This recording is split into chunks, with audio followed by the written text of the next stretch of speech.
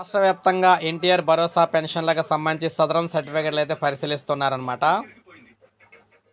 అర్హులైన దివ్యాంగులు ఉంటే పింఛన్ అయితే ఇస్తామని చెప్తున్నారు.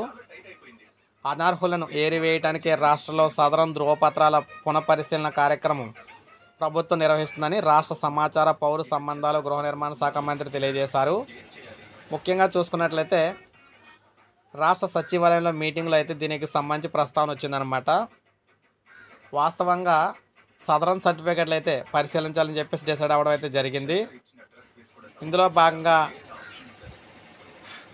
ఈ పెన్షన్దారులకు అంటే ముఖ్యంగా ఎవరైతే ఇలాగా వెరిఫై చేయాలనుకుంటున్నారో వారందరికీ కూడా నోటీసులు అయితే జారీ చేయడం అనేది నిలిపివేయడం అయితే జరుగుతుందని చెప్పేసి చెప్పారు. ఆరోగ్య దివ్యాంగుల కేటగిరీ పెన్షన్ల తనిఖీలో అనర్హులుగా గుర్తించిన మానసిక వైకల్యం ఉన్న 18 ఏళ్లలోపు వారికి జారీ చేసిన నోటీసులను గ్రామీణ పేదరిక నిర్మూలన సంస్థ సొసైటీ అధికారులు నిలిపివేశారు. కేంద్ర చట్టం ప్రకారం 18 సంవత్సరాల లోపు చిన్నారులకు మానసిక వైకల్యానికి శాశ్వత సదరన్ ధృవీకరణ పత్రాలు జారీ చేయకూడదు.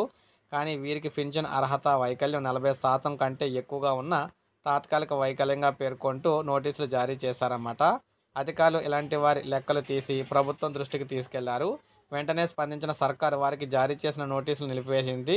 వీరి పింఛను పంపిణీపై 2 రోజుల్లో నిర్ణయం తీసుకుంటామని చెప్పారు. అంటే వీరికి పెన్షన్ ఇవ్వాలా వద్దా అంటే ఆల్రెడీ మనకి 15,000, 10,000, 6,000 పెన్షన్లకు సంబంధించి తనిఖీలు అయితే జరుగుతున్నాయి. వాళ్ళకి నోటీసులు అయితే ఇచ్చారు. చాలామంది తనిఖీలు చేశారు. రాని వారికి కూడా మళ్ళీ నోటీసులు ఇచ్చారు. ఇప్పుడు ఆల్రెడీ తనిఖీ చేసిన వారికి మళ్ళీ సదరన్ సర్టిఫికెట్లు అయితే వచ్చినాయి కదా, వాటిని కూడా పరిశీలించి సెప్టెంబర్లో ఇవ్వాలా అంటే ఎవరికి ఇవ్వాలి ఎవరికి ఇవ్వకూడదో డిసైడ్ చేస్తామన్నారు.